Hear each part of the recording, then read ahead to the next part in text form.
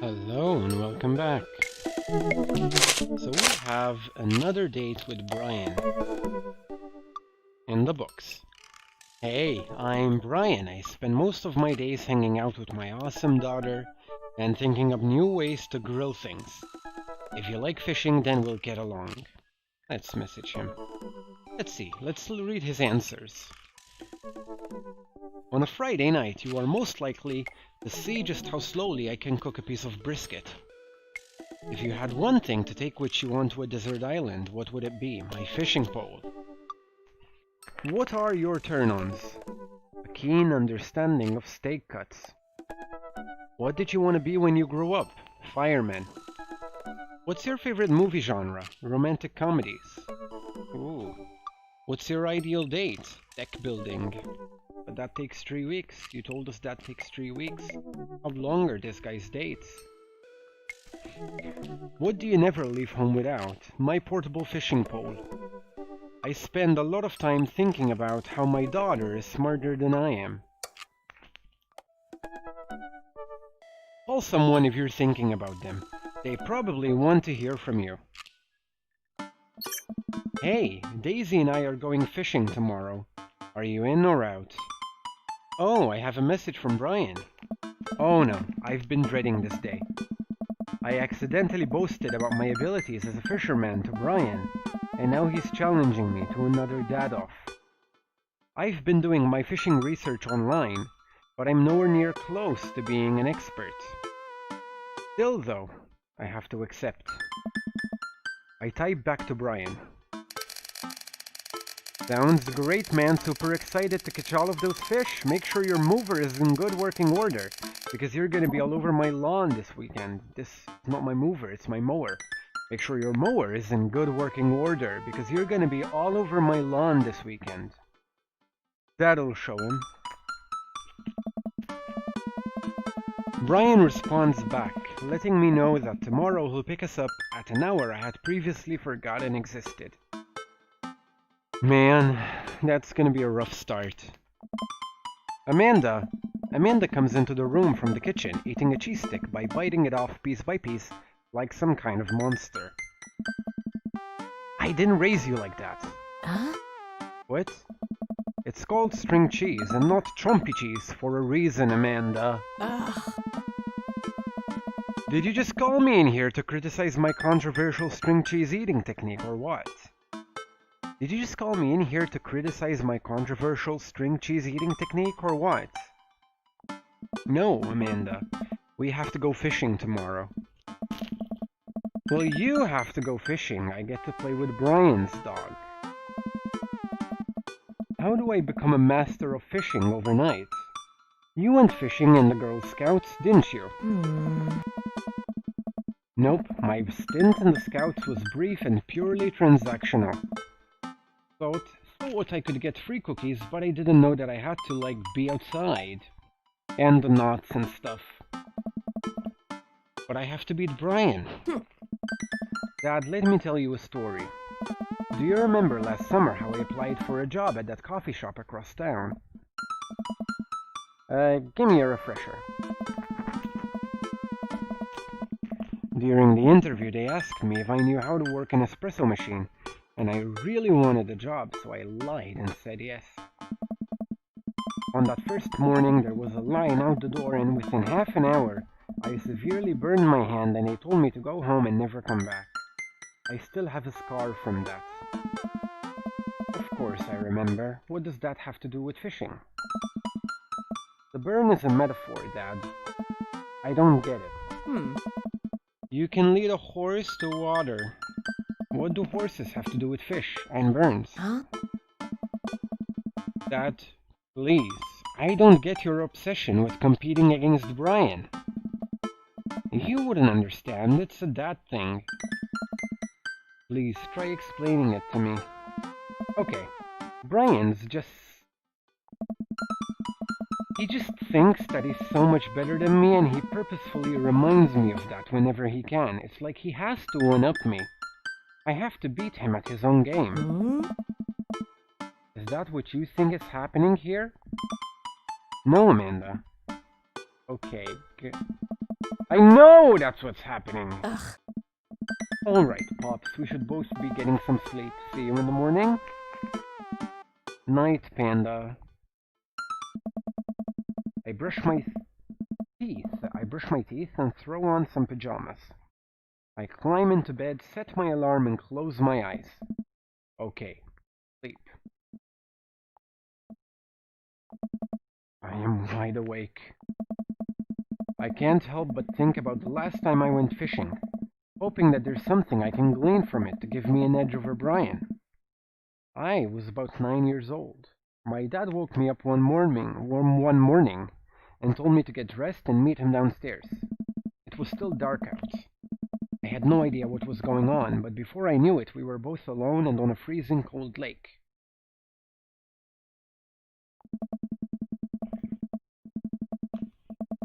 I had to sit there for hours while it got hot and muggy, the air thick with bugs. I picked at mosquito bites while my dad sat in stony silence, fishing pole in one hand and the beer in the other. We didn't catch anything. On the long drive home, my father bought me a pack of cigarettes and didn't say a thing. That didn't help, and I think I have some repressed sadness about my father. I'll deal with that later. I'm sitting on a boat in the middle of a body of water. I can't see any land, but I know it's a lake. The water is placid and still. I'm holding a fishing pole. I don't understand why, but it feels like my life depends on catching fish right now. I cast my lure into the water and wait, and wait, and wait. My whole being is filled with hopelessness as I watch the line disappear into the depths below. You used the wrong lure. I look up and see my father, just as he looked that one cold morning, disapproving. I'm panicking now. I pull the lure up and try to grab a different one, but all of the lures in my tackle box are the exact same. I look up to my father for guidance, but he's gone. I try casting again, but I can't hold my footing. My boat tips over and I fall into the water. Sinking further and further, I see the multitudes of fish that had been lying just below the surface, all swimming around me as if to taunt me. One fish swims up to me. He has Brian's eyes.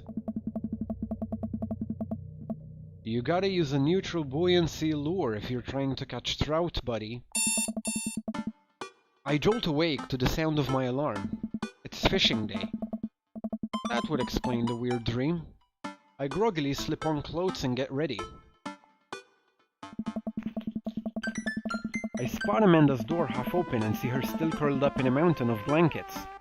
Walking over to her bed, I give her a tiny kiss on the forehead. Fishing day, kiddo. You ready? No. Well, you gotta get up. I can't do this without you. Also, stop sleeping in your clothes. Amanda pulls her comforter over her head. Never! Amanda! I'll get up. In a minute. Alright, Brian should be here in 20, so you better not just go back to sleep.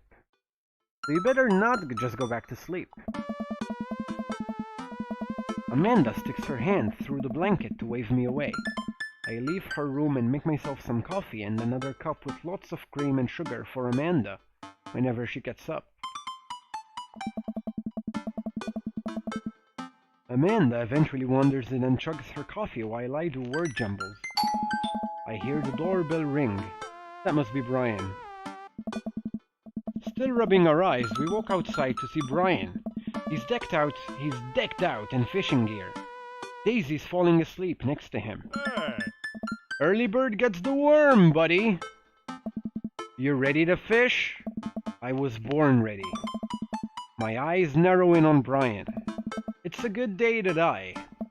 Hop on in, guys. Let's get this fishing party started. I walk over to the driver's side door and open it. Woof woof. Brian's dog immediately hops into the driver's seat, wagging his tail furiously. Can I see your license, sir? Maxwell, let Caleb sit. Maxwell obediently obediently hops into the back to cuddle with Daisy.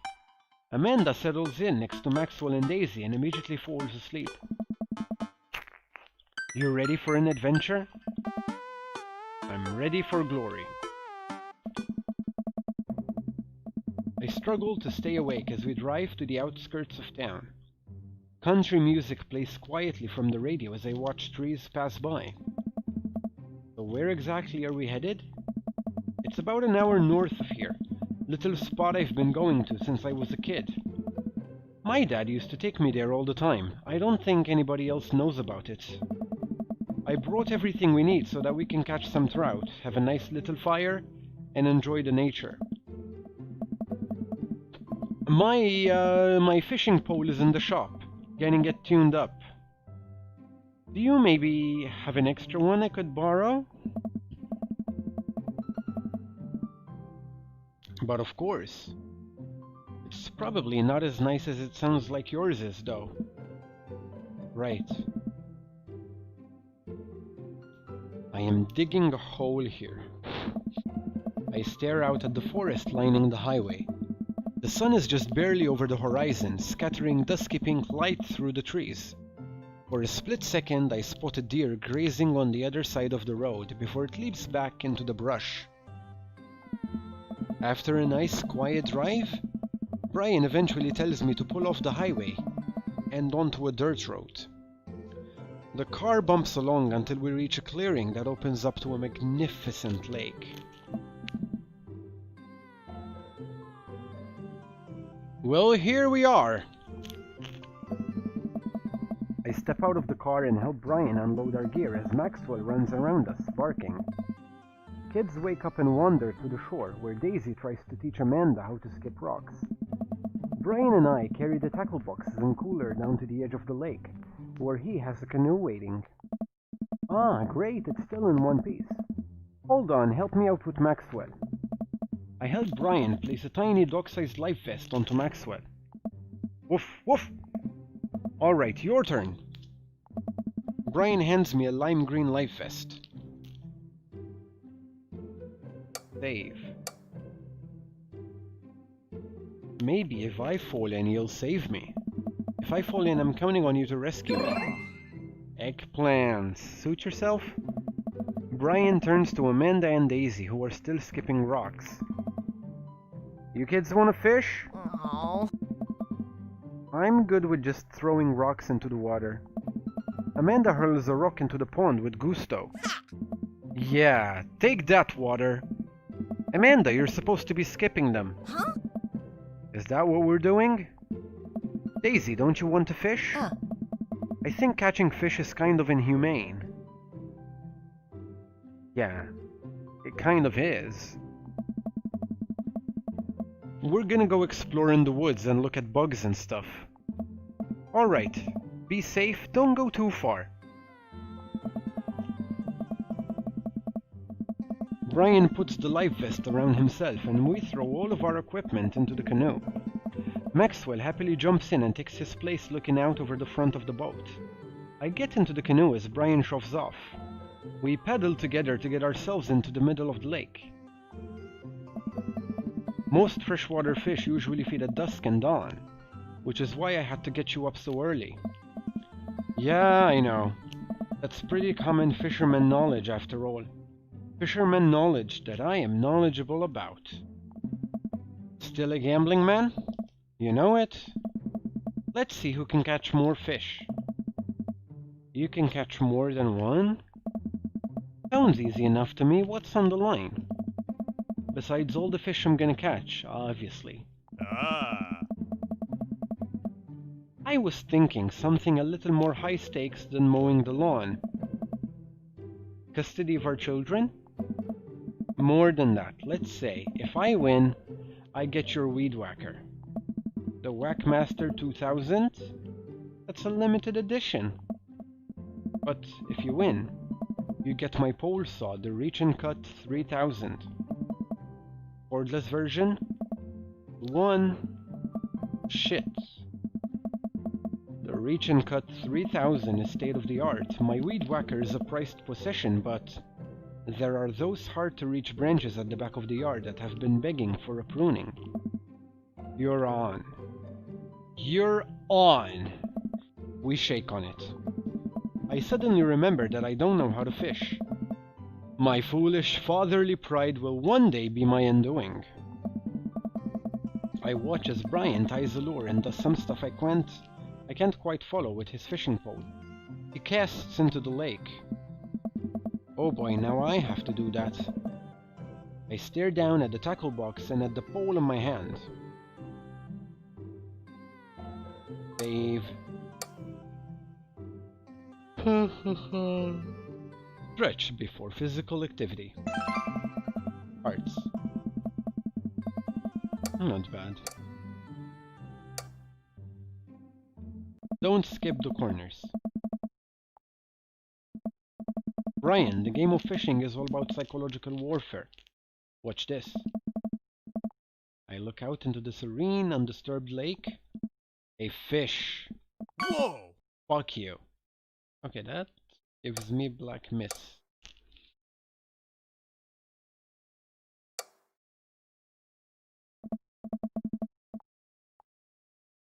Put some bait on the hook. Eggplant. I fish a worm from the styrofoam container Brian brought. I fish a worm from the styrofoam container Brian brought. It's slippery, but I think I can get it into the hook if I just focus. Oh god, I'm bleeding. Oh god, the blood's everywhere. The worm is not on the hook. Need some help? No, I meant to do that. The blood attracts the fish. They can smell it up to a mile away, you know. I don't know. I think that's sharks. No, it's definitely fish. Now what? Let's save. Meditate. I close my eyes and relax my muscles. I clear my mind of all thoughts and focus on taking deep, even breaths. What are you doing? I'm meditating. It's an exercise in mindfulness and positive visualization. Okay, we get some hearts.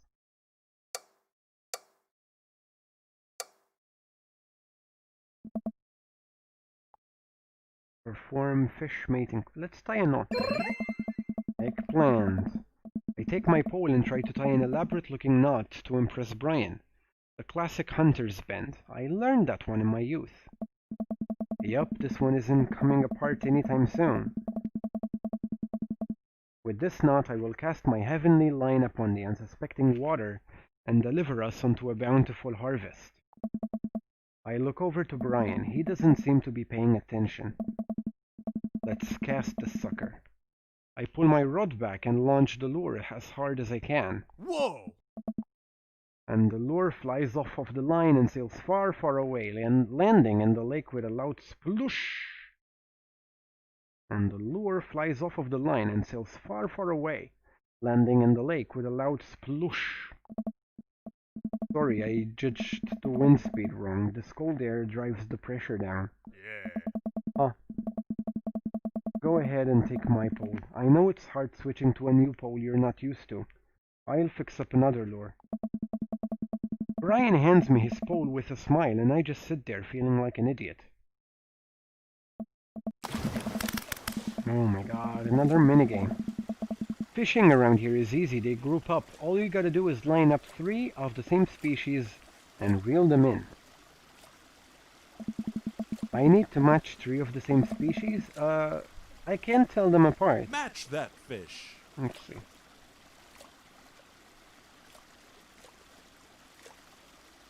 What do we have to do? Let's see.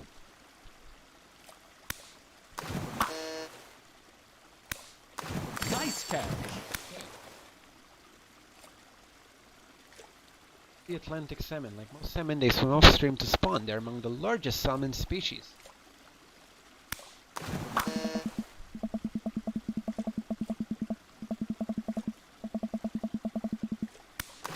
Match of the day. Catch of the day. Nice match. Nice match. Nice catch. Match of the day. Nice match. Nice match. Nice match. Nice catch. Nice catch.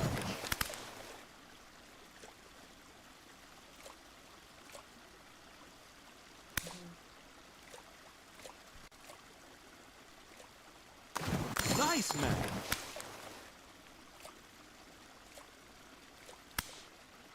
Now you're fishing. Now you're fishing. Catch of the day. Nice catch.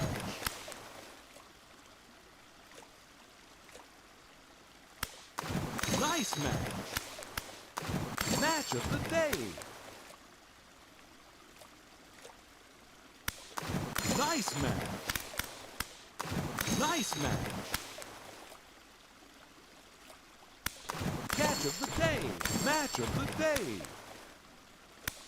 Catch of the day. Good work. Never give up, never remember. Wow, this is way tougher than I thought. I look over to Brian, who's smiling and obviously enjoying his time out here on the lake. I will crush him.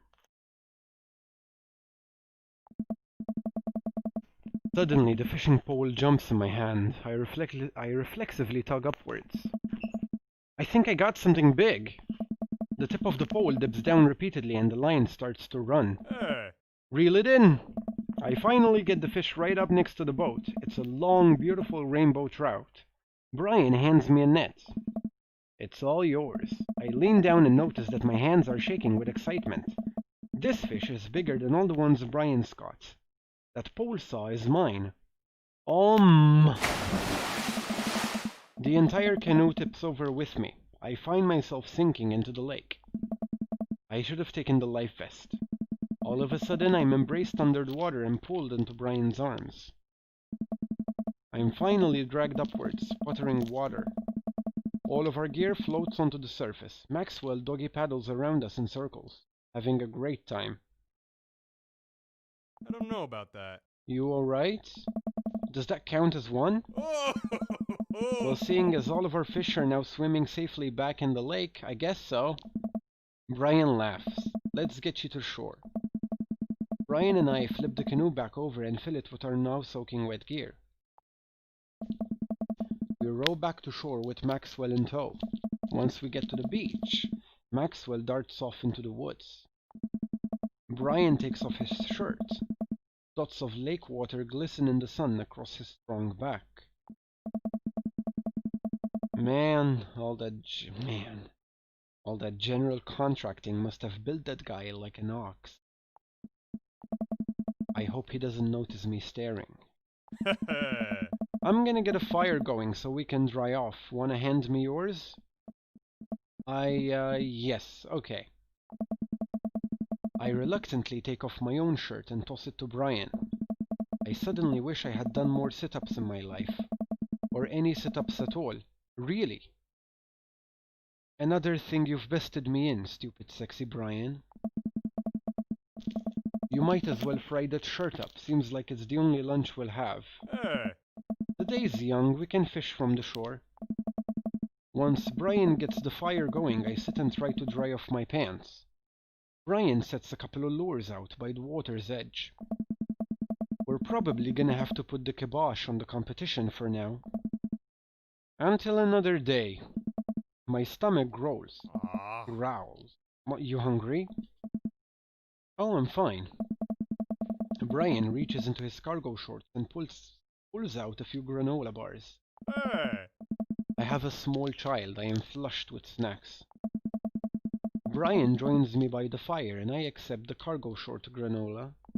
And now we're back to waiting. Where did the girls get off to? Shouldn't they be back by now? I wouldn't worry about it too much. They're a couple of smart kids. That's what I'm worried about. They're too smart. They've probably established a small rural government by this point and installed themselves as leaders. I wouldn't be worried if my kids did that. I'd be proud of them. I take a look around at the sun cresting the tree line, casting the entire lake in a warm golden glow. The forest seems to be coming alive now. Birds chirp in the distance. Wow, nature is beautiful. A mosquito bites me. I slap my neck and curse. Nature sucks. Here you go, bud. Brian hands me a bottle of bug spray. I begrudgingly take it and douse myself. Ugh, I've always hated how this stuff smells. Really, I've always kinda liked it. Reminds me of being outside. Maybe you and I have different sentiments on the outdoors. Maxwell comes bounding up to me, a huge stick in his mouth. He drops it at my feet and looks at me expectantly. Let's save. Throw the stick towards the woods. Eggplants. I hurl the stick as hard as I can towards the tree line. Maxwell bolts after it, running as fast as his stubby little legs can carry him. Which consequently is not very fast. It is very cute though. Hey! Nice throw, Caleb. I turn away so he can't see me blush. Maxwell brings the stick back to me, clearly proud of himself. Good boy, Maxwell. You're a very good and speedy boy. You're the world champ of fetch. It's time for the pets. What's the plan? Let's save.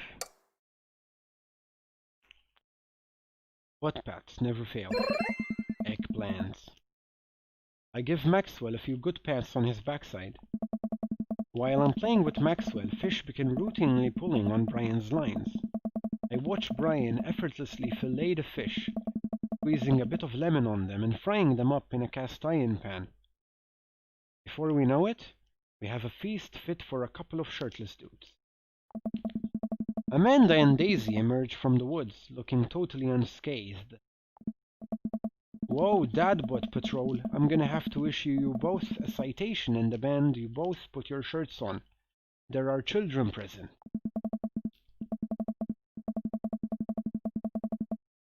Brian tosses me my now dry shirt. I pull it over my head, thankful that I will no longer be distracted by Brian and his specs. Where have you guys been? Studying entomology. What? We were playing with bugs. I expected you guys to be more covered in, like, mud and stuff. Daisy looks offended. What do you take me for, a child? Yes. Amanda puts a hand on Daisy's shoulder. Ugh. Right. We take a seat around the fire and Brian serves us all generous piles of fish on paper plates. It's absolutely delicious. Why does he have to be good at everything? Fish taste okay? Daisy and Amanda both nod furiously, mouths full of fish. Incredible. I've never had fish this good. Yeah, it's great. Old Harding family recipe. Why are your pants wet? Well, Amanda, we were out there on the lake and then... Ah, shucks. And then I accidentally tipped over that boat. Don't worry, all of the gear floated to the surface, so we didn't lose anything. Right, Caleb? Yeah. That's exactly what happened. I can't believe he just covered for me. Gosh, he even out-humbles me. He's trying to beat me at everything, including my world-famous sense of humility. We finish our fish and end up playing catch with Maxwell for a little while before we decide to head out. After cleaning up the camp, we pack up the station wagon and let Maxwell into the back seat. The poor pup falls asleep in a cuddle puddle with Amanda and Daisy. They've had a long day. Been an ordeal today, bud. Let me drive you guys home. I want to prove that I'm the most awake dad on the block, but yeah, I'm beat. Fine.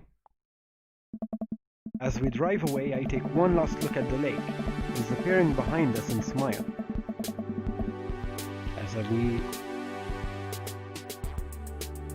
As we drive away, I take one last look at the lake disappearing behind us and smile. I rest my head against the window and the low rumble of the dirt road beneath us lulls me into peaceful sleep. Hey, sleepyhead. I open my eyes and realize that I had dozed off in the car. I self-consciously wipe a bit of drool off my chin. Oh, hey, I was resting my eyes. Just in case we suddenly have to jump into any sort of conflict. So I'm super awake for it. And ready to fight. With my strong arms. It's all good, you earned some rest, buddy. Thanks for coming out with us today. I had a lot of fun with you. Thanks for inviting us. I also had fun, actually. I'm glad to hear it. Take it easy, huh? You too. Take it the easiest. Brian chuckles to himself as he unloads the car. Amanda and I get inside and immediately collapse into the couch. Long day. Yup. I was so close to that pole saw. Pole saw? Yeah. Brian and I were competing to see who would catch the most fish. And... Ah! Stop! Why do you care so much? Amanda Panda, just look at the guy. He's so obviously got my number and he's rubbing my face in it. Ugh. Dad, I love you, but you're kinda dumb sometimes. Dumb? Or clearly the superior dad. You know what? I don't have any of the energy required to properly unpack your weird fixation with asserting your weird masculinity. Wow, Amanda's really bringing it. I'm going to bed. Night. Amanda slides off the couch and face down onto the floor. I am a tired slug. Amanda, that floor is disgusting. I don't care! Well, night, honey. Night, Pops.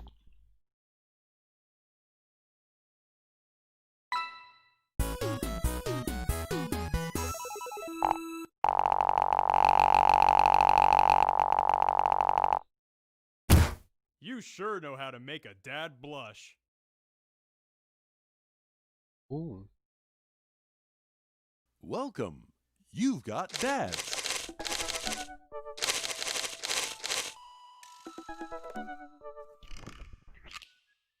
So I'm quite sure that I have 2 stars on Matt, Brian, Damien, and Hugo. Let's try Robert and see what happens. In a previous episode, but I was using a different channel then, so you can see it. I met up with Robert, he invited me into his home, and then I asked him to stop. I'm curious to see what happens now if I click him.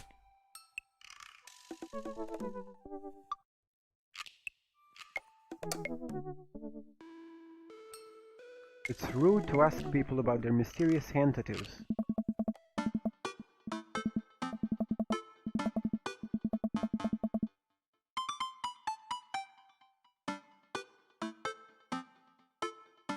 Robert was pretty nice, a little odd, but nice, and ruggedly handsome. We should hang out. I type out a message to him on Dadbook. Hey Robert, good seeing you again at the cookout. Wanna grab a drink? I sit there for a couple seconds, hoping he'll message me back. Hey, it says that he read my message. I anxiously wait for a response. Let's watch cat videos on the internet. Ah, they can watch my channel then. I start down a rabbit hole of cat videos and Robert quickly vanishes from my mind. I didn't realize how long I've been doing this, but by the time I watch maybe my 30th cat video, Robert pops back into my head. I jump back over to Dadbook to see if he's responded yet. Nothing. Well, I guess the guy's busy. I might as well make the best of my day. I get up, walk to the living room, then sit down and turn on the TV. Game show. Ooh, Family Fortune's on. Alright, Nicole, your parents are in the lead and it's up to you to win it big. Are you ready? I'm ready. They hook the contestant up to a lie detector in front of her parents. Who is your favorite parent? My mom. Ooh, sorry, incorrect. Next question. If both of your parents were hanging off the edge of a cliff, which would you save? This is terrible. I love it. I lose several hours to whatever the hell that was. Sighing, I get up and walk around the house. My stomach grumbles. Time for lunch, huh? Well, I guess it's time for old Chef Galio to cook a gourmet delicacy. I walk over to the refrigerator and open the door.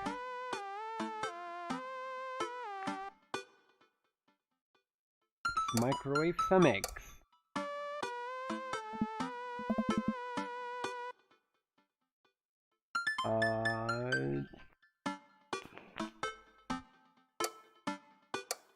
This is odd. 1 minute is not enough. 17 minutes is too much. I usually leave my eggs in the microwave for 10. I'm gonna assume that maybe an American microwave is a bit faster, or maybe Americans like their egg a bit more raw. So I'm gonna go with 3.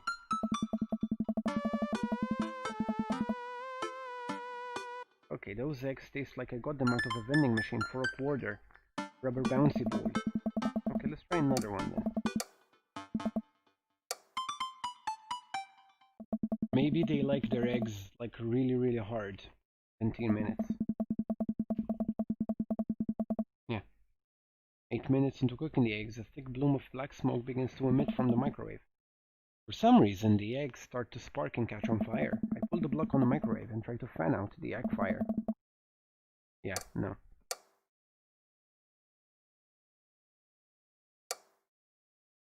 Gas is cheaper in the suburbs. 1 minute. The eggs come out pretty okay. They are a little rubbery, but I'm apathetic enough to hork them down. Is that hork? Yes, it's hork. I finish my snack and walk around the house some more. Bored.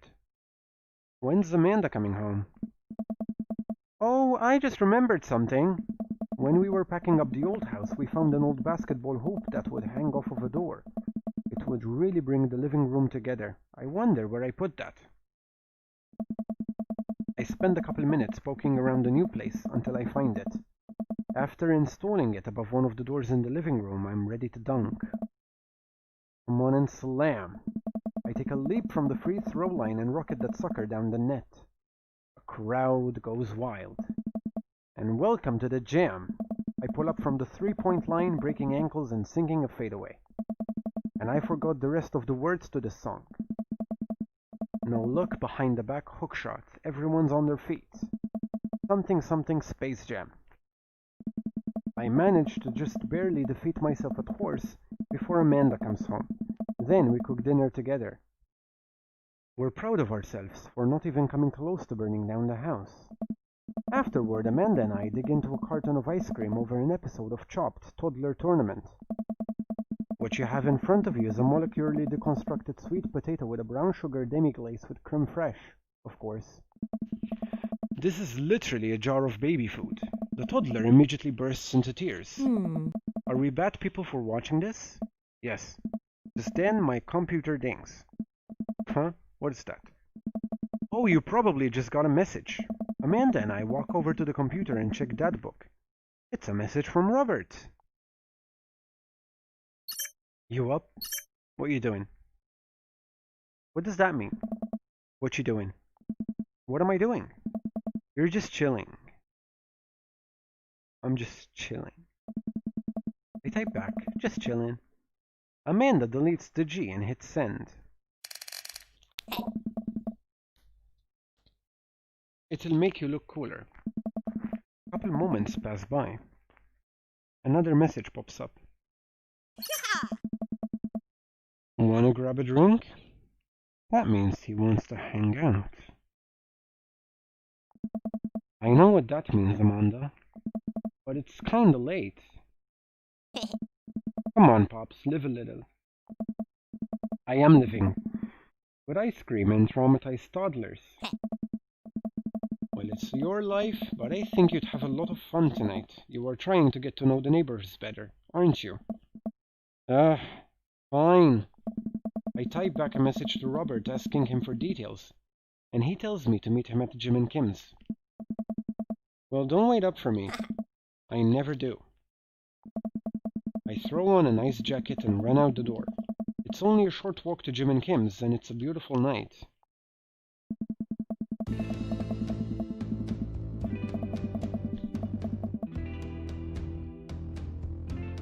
I walk into the bar and see the usual crowd of barflies drinking beer and watching sports.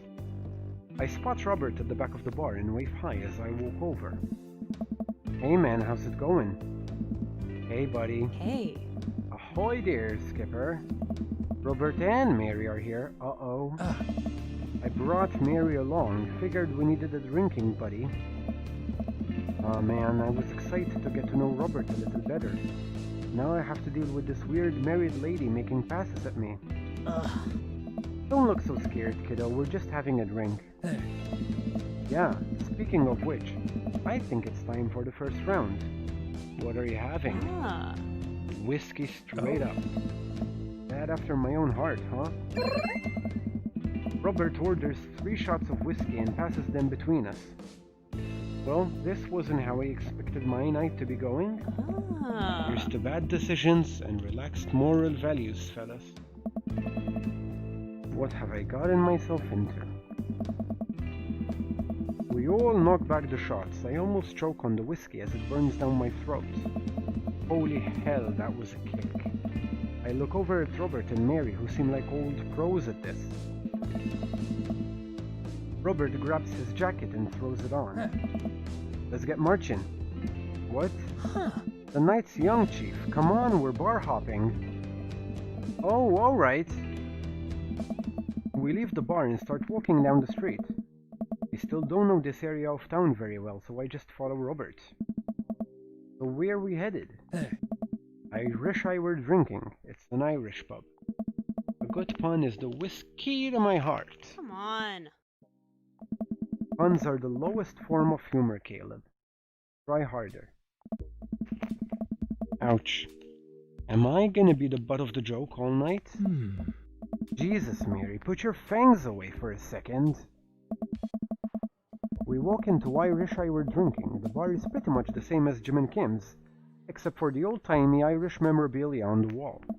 Next round. What are you having? Whiskey hasn't failed me yet. Eggplant. Let's do it.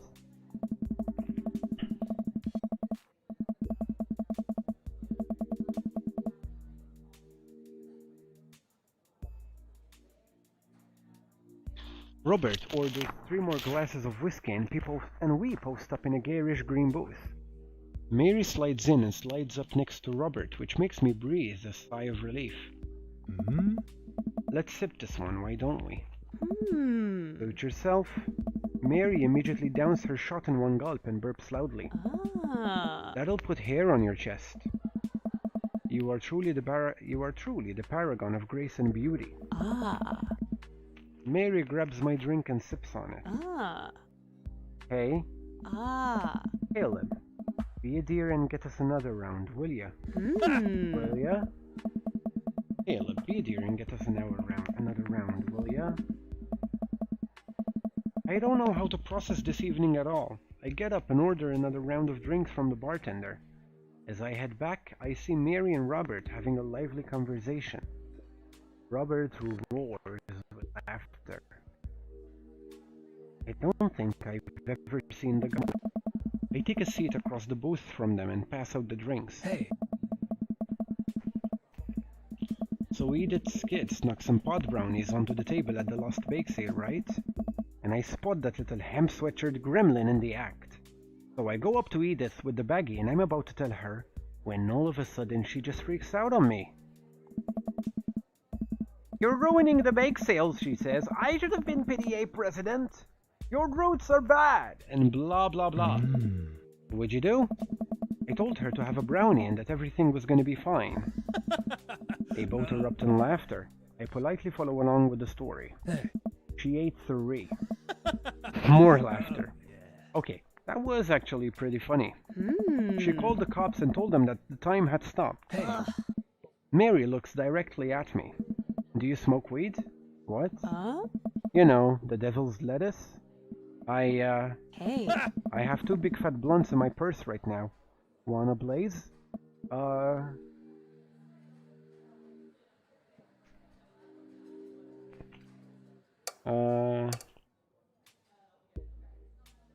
What now? I can't believe you would. I don't even know how you... This is a preposterous... Okay,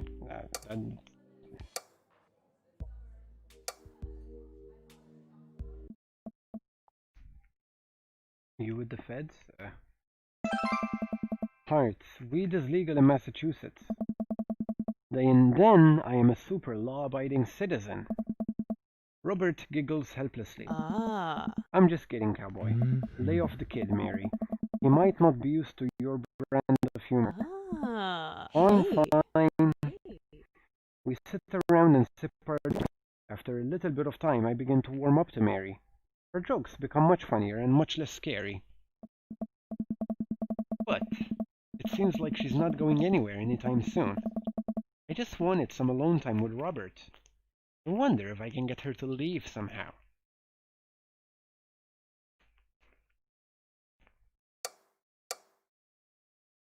Did you get the next round? You trying to ditch me, pal? No. Because if you're trying to ditch me, you can just tell me to scram. No, it's fine. Caleb wants alone time with his new best buddy, Robert. Read you loud and clear. The wingman breaks formation to pursue their prey. Huh? Now if you fellas will excuse me, Mary needs to sink her teeth into a helpless boy. Go with God. Nice seeing you. Ugh. Uses. Nerds. Mary gets up and saunters over to a younger-looking guy at the bar. Oh. She grows on you. Does she, though? I feel like she kinda delights in making men suffer. Huh. Oh, she does. But what about her and Joseph? Hmm. What about them? You know, they're married, and she definitely tried to get in my pants the other night, and I gesture to her across the bar where she's making Google eyes at that young guy from before. He looks like he's being held hostage. Oh. Oh, that's just a thing she does. She's harmless. Tell that to the boy she's hanging off of. Poor kid looks like he's seen war. Robert lets out a hearty laugh. Hey, I got him to laugh. Aw man, you know I pegged you for one of those straight-laced types? Oh, don't worry, I got pretty wild back in my day. Still got a little wild in ya?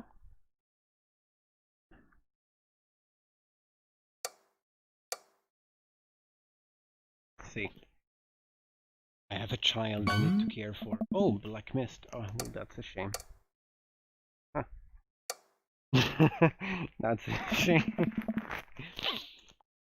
So much wild in me. I've got so wild, I've got a whole safari in here.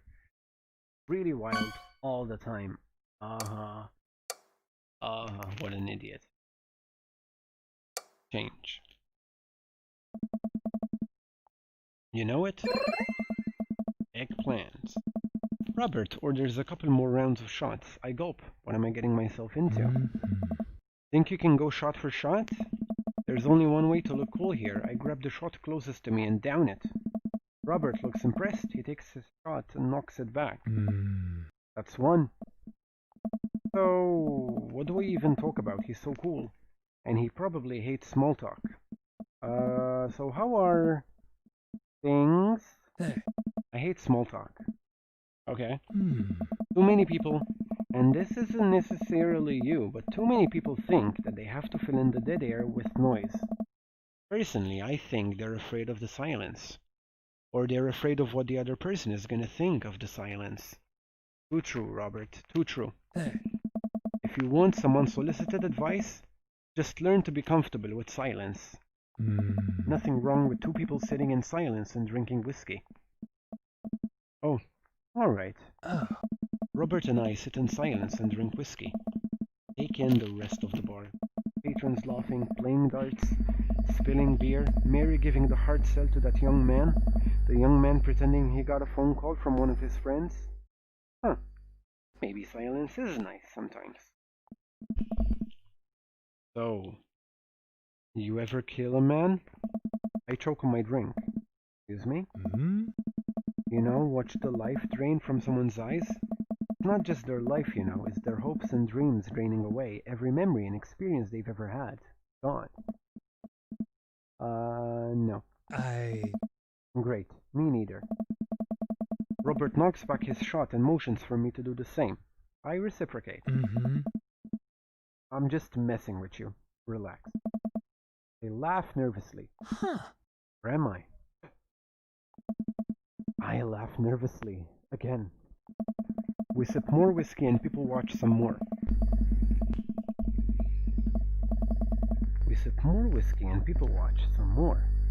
Mary has her sights set on another man after the other one excused himself to the bathroom and, I assume, rolled out of the window. Gosh, this whiskey's hitting me hard. Gosh, this whiskey's hitting me hard. You betcha. Robert gets up out of the booth, shouldering his jacket. Hmm. Let's roll. Oh. Sorry, whiskey. Inside voice. Oh. Let's roll. Wait, what about Mary? Ah. Brother, Mary is gonna be just fine. I look over at Mary, who's lying on the bar in front of some poor sap. She's singing happy birthday to him, while he insists that it's not his birthday. We make our way out of the bar and back into the street. I'm trying my hardest not to stumble, but man, that sidewalk is just coming right at me. I hope Robert doesn't notice me tripping over my own feet like this. First time I've ever been drunk.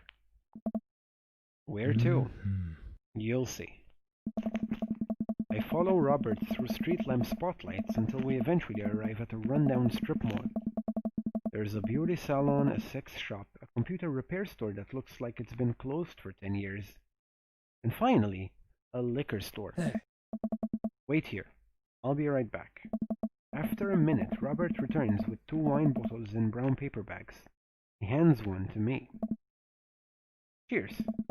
Sits on the curb and drinks. He motions for me to do the same. This is really not where I expected the night to go. I take a sip. White Zinfandel? What?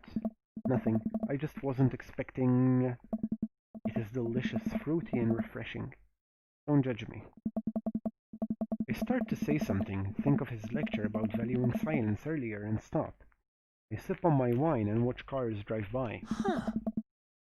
Let's throw rocks at shit. What? Robert suddenly hurls a rock at a stop sign. The ding echoes throughout the empty parking lot. Hmm. That felt good. He presses a stone into my free hand. Now you try. I don't know. Huh. With feeling. I look at the rock in my hand and look at the stop sign.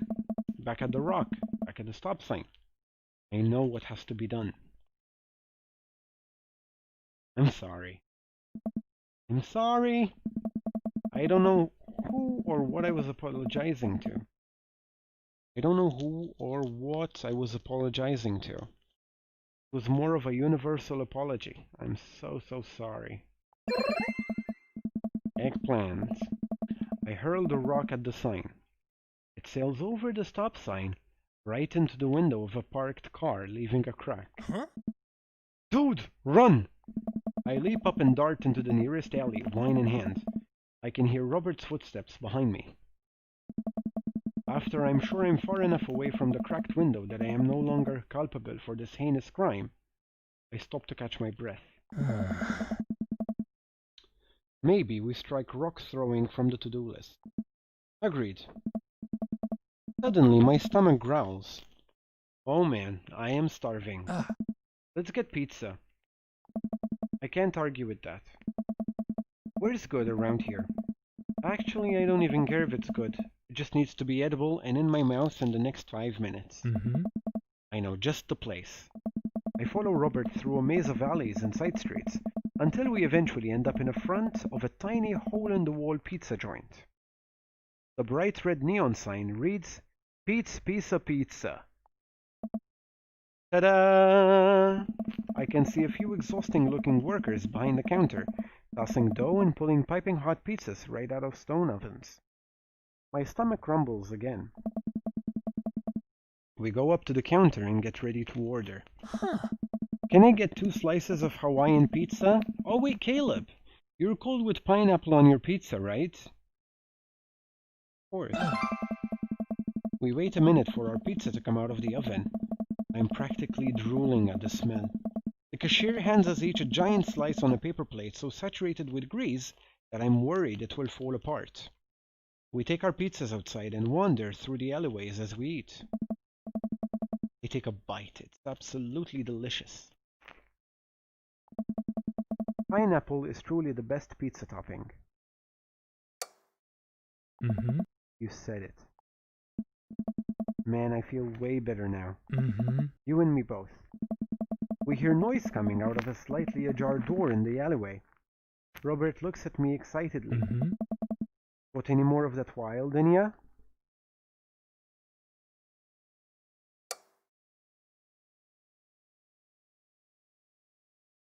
You betcha. Eggplants. Robert and I slide the door open and peek inside. It's completely dark except for some flickering light. We slowly creep forward, cautious not to be heard or seen. Don't shush me so loud. Shh. We come to the end of the hallway and find ourselves standing in front of a movie screen. Oh, this suddenly makes sense. Did we really just sneak into a movie theater like a couple of teenagers? No talking during the movie. We look into the audience and are surprised to find that it's almost completely empty, save for a row of a few teenagers in the front. They look annoyed when they notice us. Robert starts making his way to the very back of the theater, and I follow him. We settle in with our wines and try to make sense of this movie. It's a romantic comedy, I think. The young man is frantically trying to get through New York, find a woman that he's finally realized he's in love with. Kiss already! There's nobody to kiss yet. You want him to kiss the taxi driver? Hell yeah! The kids down the way notice us heckling. One of them speaks up. Hey man, keep it down. Oh damn, that's Ernest Hemingway, Hugo's kid. Ernest! Hey Ernest, I know you, it's me, your neighbor, hi! Ernest turns back around, embarrassed. I turn back to Robert. He kiss anyone yet? Turns out that yes, he did kiss someone. He made his way out to a tiny island near New York to profess his love for a woman who for some reason he knew would be there. He tells him that they hit the jackpot. He said that they had, but I think there was some subtext I'm missing here. Ooh, love is dead. Shut up, it's beautiful. No, you shut up. Ernest grumbles. The credits start to roll. I stand up. Robert immediately pulls me back down. Hundreds of people worked very hard to make this film happen, and you're going to sit there and appreciate them. Okay. Look at that.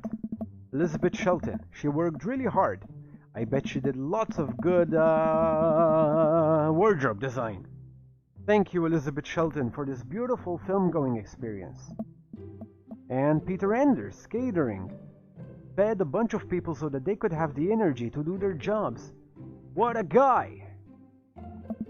We let the credits roll while Robert individually thanks every member of the crew.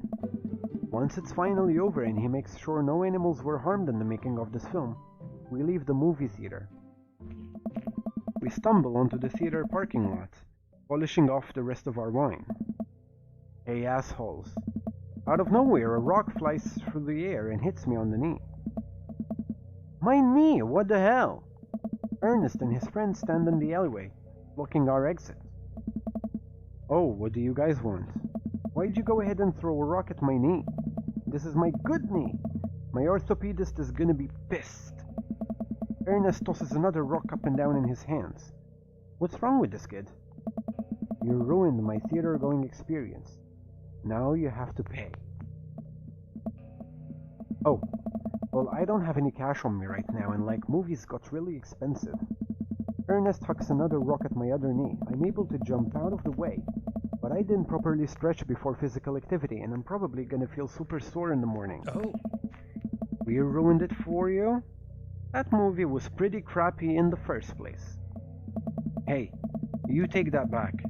That was a beautiful love story with really genuine acting. You call that good acting? What classist mainstream slop have you been served your entire life? What? Really? Have you ever seen any Michael Powell, A Matter of Life and Death? 1946? Easily the toughest 5 minutes of love you'll ever witness. Listen, man. No, you listen. That popcorn ass drivel the grass media shoving down your throat. Just a sec. No, you listen. That popcorn ass drivel the mass media is shoving down your throat will only make you dumber and sadder. You of all people should strive for a higher standard in the art you consume. Your name is Ernest Hemingway, for Christ's sakes. Oh no, now you've done it! Ernest rushes Robert, screaming like a banshee. Ah! I dive between Ernest and Robert, trying to stop the kid. He lunges forward, kicking me as hard as he can in the knee. What an asshole. Fuck my knee! What? Robert gets in between Ernest and myself. It's as if he's seeing red. Fuck, my fucking knee hurts. No one hurts my friend. Alright, buddy. Talk like punk, get hit like a punk. Robert squares up into a boxer's stance. Queensbury rules. 3-minute rounds with 1-minute rests in between. No low blows, fish hooks, J grabs, or high blows. What? And don't even think about pulling an illegal turnstile. That's an automatic deduction of 3 points. Excuse me? You'll have to designate a second if you're unable to fulfill your role as main duelist.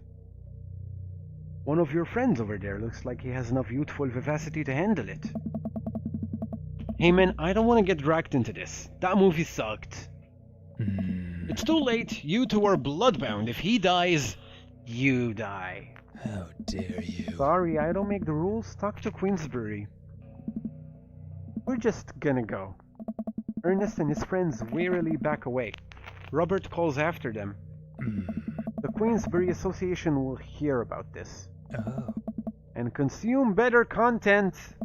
once the teens are safely out of earshot.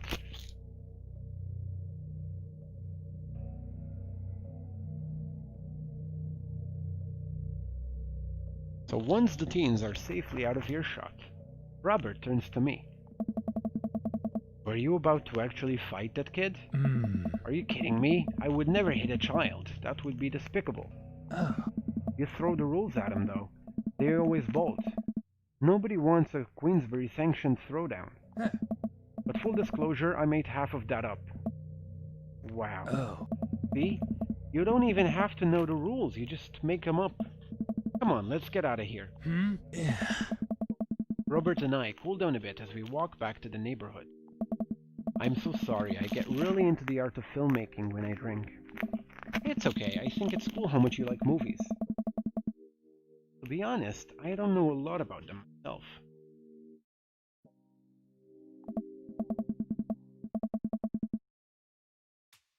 Buddy, I got so much to show you.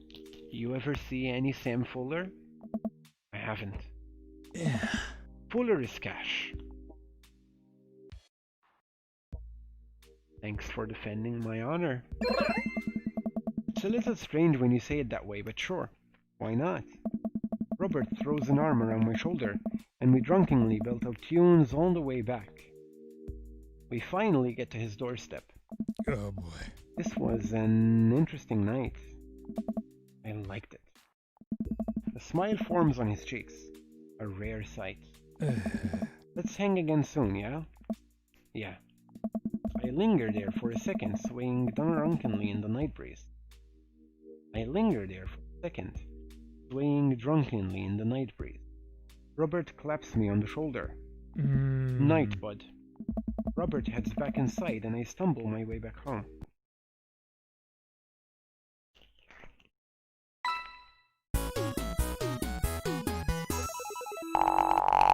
Give me a rank.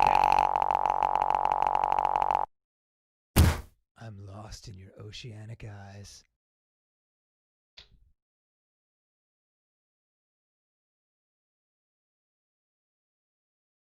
Welcome.